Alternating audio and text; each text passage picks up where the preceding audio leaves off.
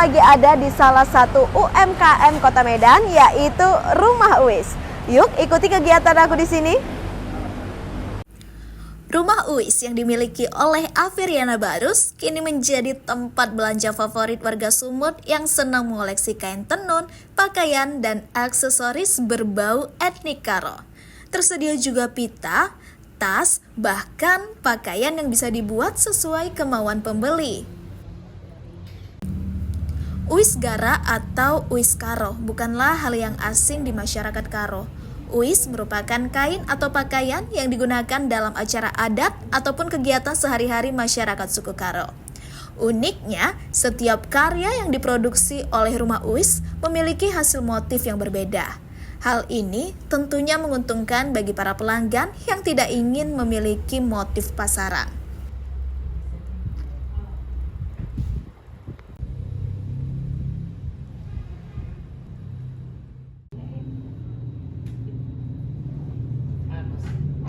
Adapun koleksi dari Rumah Uis dapat dibanderol mulai dari harga Rp50.000 dan yang paling banyak diminati adalah Uis Nipes. Penjualan kain tradisional dari Rumah Uis pun sudah sampai ke luar negeri, mulai dari Asia hingga Eropa loh Tribuners.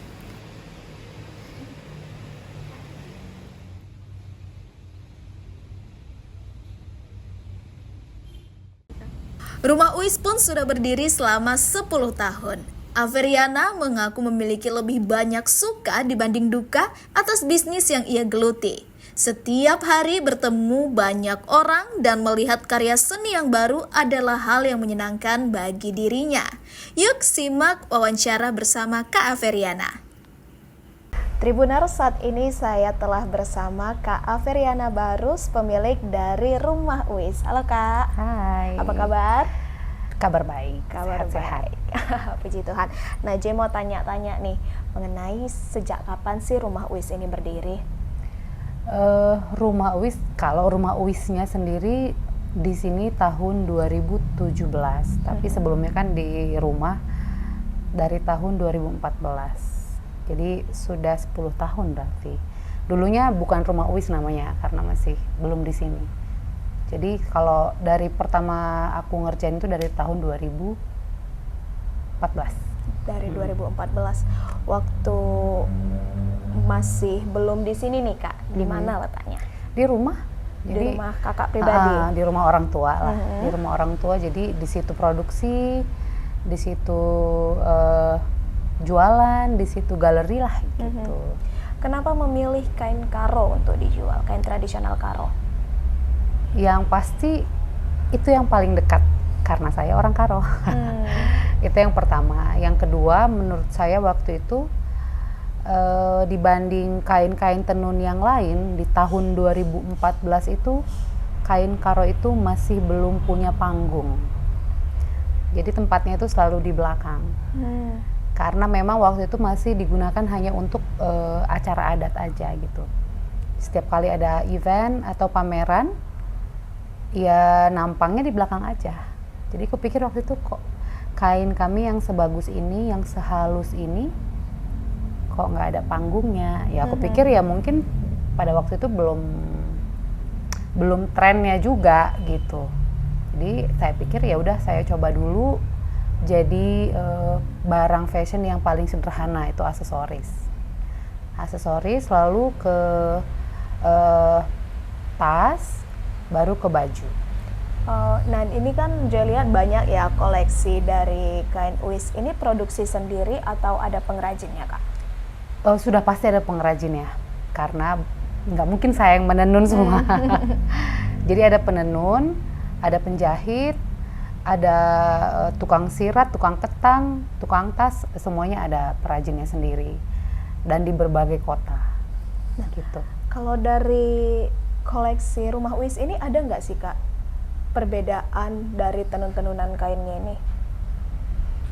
Kalau yang pasti karena tenun Karo itu semuanya tenun manual ya atau tenun gedok. Kebanyakan masih tenun gedok kan. Setiap karya penenun itu ya berbeda. Jangankan satu penenun dengan penenun yang lain.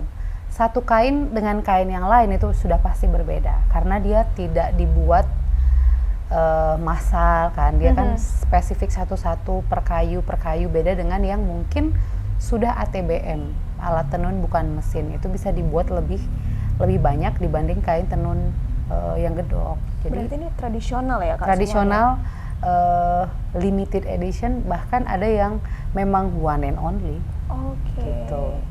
Nah, yang paling banyak dipesan nih sama konsumen yang mana? Soalnya tadi saya lihat ada juga tas, ada udah berbentuk pakaian, kebaya, ada yang masih bakal.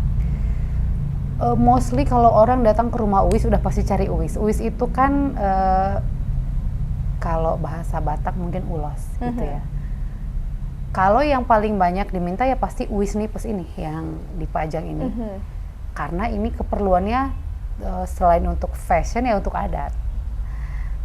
Sekarang udah berbarengan sih, orang sekalian berpakaian adat, berfashion juga gitu kan. Tapi yang memang orang khusus nyari pakaian etnik atau tradisional Karo atau kita katakanlah fashion etnik Karo ya ke sini karena bisa dibilang di sini cukup lengkap kan. Baju, dress, gaun, baju formal, informal, bahkan sampai tas-tas gitu. Dua-duanya ya dicari, tapi yang paling tinggi ya pasti pengguna Uwis gitu. Kalau baju ini biasanya sih memang khusus dia nyari itu ke sini. Ada, tapi kalau sekarang ini presentasenya lebih banyak Uwis. Oke Kak, penjualannya ini udah sampai mana aja? Kalau penjualan kan kita karena pasarnya itu online, ya udah pasti sampai di belahan bumi manapun kita layanin. Tapi yang sudah pernah datang ke sini dari Asia udah pasti banyak ya, Jepang, Malaysia, karena di sana banyak kan orang Karo. Terus beberapa dari Eropa, Australia adalah, tapi kebanyakan memang ya orang Karo. Berarti udah diekspor?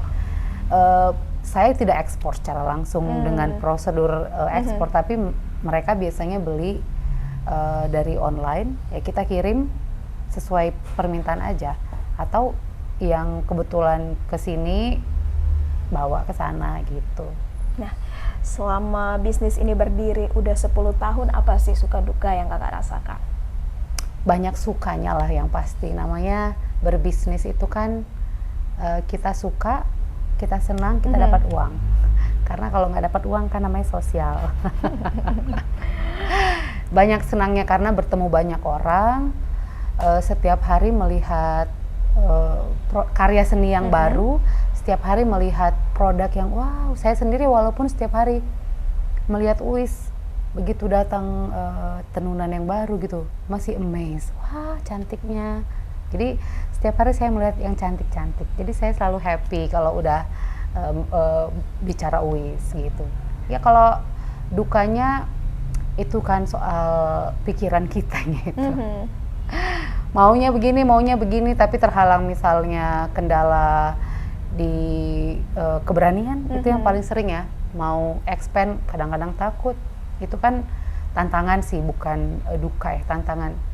Terus mau ada barang, ada ini kurang modal, itu menurut saya sih itu bukan ini ya, tapi itu dinamika berbisnis, biasalah seperti itu.